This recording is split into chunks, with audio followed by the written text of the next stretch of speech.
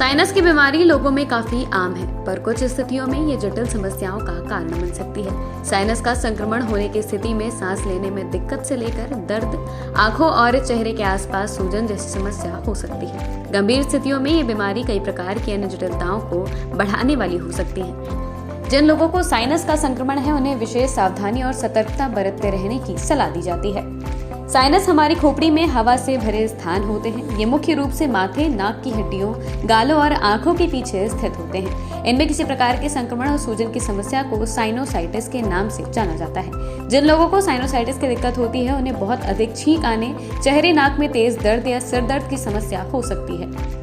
अध्ययनकर्ता बताते हैं कि साइनोसाइटिस मुख्य रूप से किसी वायरस या बैक्टीरिया के कारण होता है। ऐसे में सवाल उठता है कि क्या जिसे साइनोसाइटिस की दिक्कत है, उससे अन्य लोगों में भी इस रोग के फैलने का खतरा हो सकता है। साइनोसाइटिस और इसके कारण होने वाले जोखिम।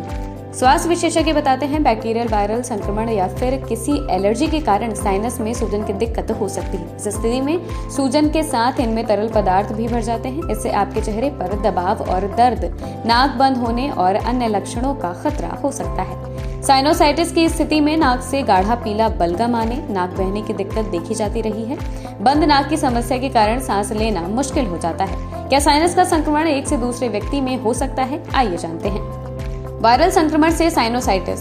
स्वास्थ्य विशेषज्ञ कहते हैं, साइनस संक्रामक होता है या नहीं, ये इस बात पर निर्भर करता है कि साइनोसाइटिस का कारण क्या है। अधिकांश मामलों में साइनस का संक्रमण वायरस के कारण होता है। डॉक्टर कहते हैं, जिन लोगों को वायरल साइनोसाइटिस है, उनसे इस रोग का कारण बनने वाले वायरस के फैलने का खतरा तो हो सकता है, पर संक्रमण के प्रसार का जोखिम नहीं होता है।